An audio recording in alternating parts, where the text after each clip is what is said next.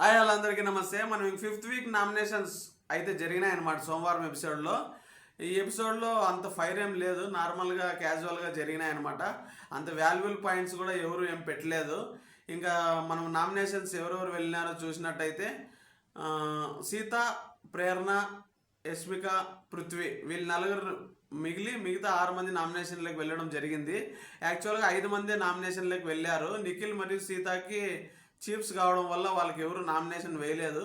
కానీ లాస్ట్లో చివరిగా మనకి బిగ్ బాస్ వాళ్ళిద్దరిలో ఒకరు సేఫ్, ఒకరు ఎవరైతే వెళ్తారో మీరు సభ్యులంతా నిర్ణయించండి అంటే సీతను సేవ్ చేసి నిఖిల్ని నామినేషన్లకి ఇంటి సభ్యులందరూ పంపించడం జరిగింది. ఆ విధంగా మనకు 5 నుంచి 6 మంది నామినేషన్లకి వెళ్ళడం జరిగింది. ఇప్పటి నుంచే మీరు కామెంట్ చేయండి ఎవరు ఈ వారం ఎలిమినేషన్కి పోయే ఛాన్స్ ఉంది. ఈ వారం ఇద్దరు అయ్యే ఛాన్స్ కూడా ఎక్కువగా ఉంది. డబుల్ ఎలిమినేషన్ ఇచ్చేసి కొత్త సభ్యుల్ని మధ్యలో ఎంట్రీ ఇచ్చే అవకాశం అయితే ఉందన్నమాట 5 నుంచి 6 సభ్యుల్ని. అది కాక దసరా ఫెస్టివల్కి ముందుగా వస్తుంది కాబట్టి ఈ వీకెండ్ ఒక బాగా గ్రాండ్గా సెలబ్రేషన్ చేసి ఒక 5 నుంచి 6 సభ్యుల్ని ఇంట్లోకి పంపించి ఒక ఇద్దరిని ఎలిమినేట్ చేసే అవకాశం అయితే ఉందన్నమాట. ఇప్పటి నుంచే కామెంట్ చేయండి మీ అభిప్రాయం ప్రకారం ఈ వారం ఎలిమినేట్ అయ్యే వాళ్ళు ఒక 2 పేర్లు అయితే మీరు కామెంట్ రూమ్లో తెలియజేయండి.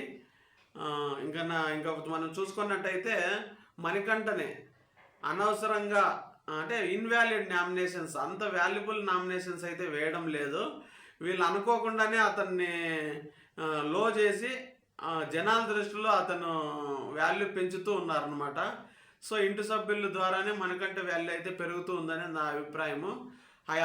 హైప్ చేస్తున్నారు బాగా. మణికంఠ ఏం గేమ్స్ ఆడకపోయినా ఏం ఆడకపోయినా ఈ ఇంటి సభ్యులు ఎవరైతే అతని మీద వాంటెడ్గా నామినేషన్స్, అతన్ని వాంటెడ్గా నామినేట్ చేయడం, వాంటెడ్ ఇన్వాలిడ్ పాయింట్స్ చెప్పడం, ఈ విధంగా చేయడం వల్లే జనాల దృష్టిలో అతని మీద సింపతి ఎక్కువ పెరిగిపోయి అతను హైప్ అనేది పెరుగుతూ వస్తుందన్నమాట. అది ఎన్ని రోజుల వరకు పోతుందనేది మనం చూస్తూ ఉండాలి. సో ఈ విధంగా ఈరోజు ఎపిసోడ్ అయితే ఇంతేనండి. నేను ఇలాంటి ఎన్నో విశేషాల కోసం ఎన్నో డిస్కషన్ కోసం నా ఛానల్ సబ్స్క్రైబ్ చేయండి. రాయుడు ఫుడ్ ట్రావెల్స్ యూట్యూబ్లో సబ్స్క్రైబ్ చేసి నన్ను ఎంకరేజ్ చేయండి. ధన్యవాదాలు.